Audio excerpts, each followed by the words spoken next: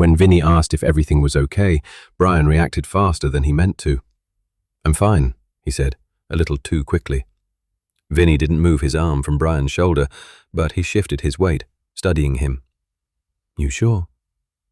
Brian kept counting the register drawer, stacking bills with more force than necessary. "Yeah, just got a lot on my mind." Vinny's brow tightened slightly. "Doesn't have anything to do with your last delivery, right? To some lady named Jay, I believe? You're never back this late." Brian's jaw flexed. "No," he said, "just trying to figure some things out." It wasn't a lie, it just wasn't the whole truth. Vinny held his gaze for a second longer, then nodded slowly. "Okay, Brian. You let me know if you need me for anything." Brian nodded back. The following day, Brian came into the shop at 2 p.m. He ran the pizzeria alone until 4, so Vinny could go to the bank. When Vinny returned, Brian entered the driver rotation as usual. Toward the end of the shift, around 8:30, Vinny called him back into the kitchen. "Brian," he said, wiping his hands on a towel, "hang back with me for the last hour. I need help in here." Brian didn't question it out loud. He never did. "Sure, Vinny." But privately, he didn't understand the rationale. It was a Monday night. There were only 2 orders in the queue and 3 people already working the line. He wasn't needed. Still, he stayed. He put food back in the refrigerator, wiped down stainless steel surfaces, refilled containers, swept the floor. He moved efficiently, quietly.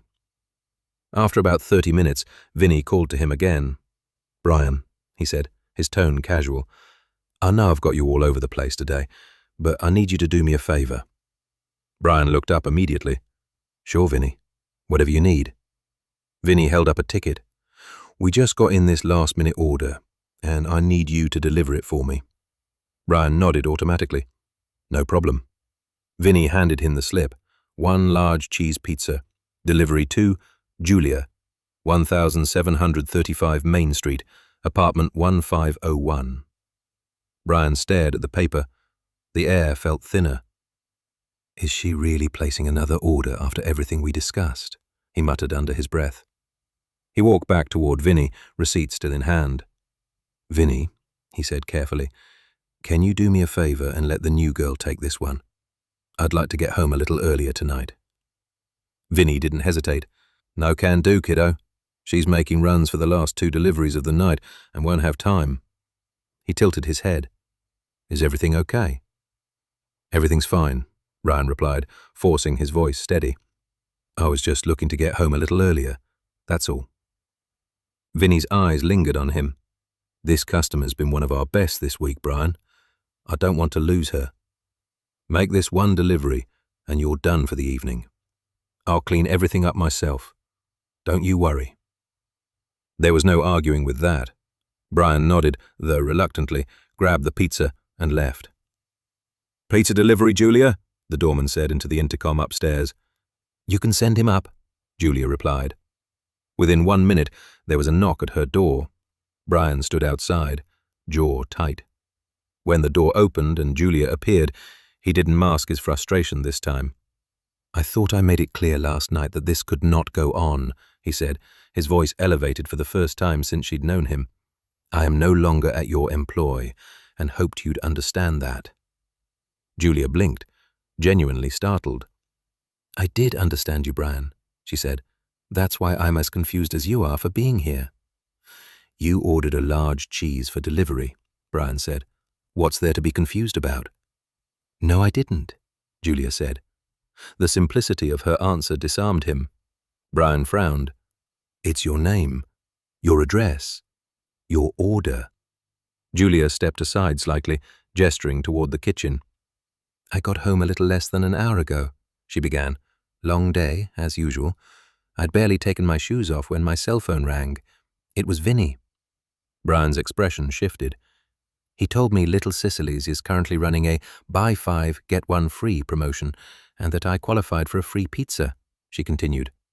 "I tried telling him I've had more than my fair share of pizza in the last 3 days, but he was insistent that I accept this free gift. So I agreed." She met Brian's eyes. I'm sorry that this situation has you frustrated again. Brian looked down at the receipt. The name printed clearly said Julia. No pseudonym, no J, no trick. He replayed it in his head. Vinny must have called her directly, asked for her name, confirmed the address, printed the ticket properly. No scheme. At least, not by Julia. She opened her refrigerator door. As you can see, she said lightly, I don't have space for a sixth pizza anyway. Brian glanced inside. 4 boxes stacked unevenly, one half-eaten from earlier. She hadn't been exaggerating. A quiet beat passed between them. If it's worth anything to you, Julia said softly, it was nice to see you again, Brian. After last night's conversation, I was convinced I never would. Brian lifted his eyes from the receipt. The story now made perfect sense. Vinny wanted him here tonight. The question was no longer whether Julia had orchestrated this. The question was why Vinny had. Brian stood there, pizza box in hand, realization dawning slowly. Vinny had kept him in the kitchen when he wasn't needed. Vinny had insisted he take this delivery. Vinny had called Julia personally. This wasn't coincidence. This was intervention. Brian felt a mix of irritation and something else, something closer to reluctant gratitude. He looked at Julia again.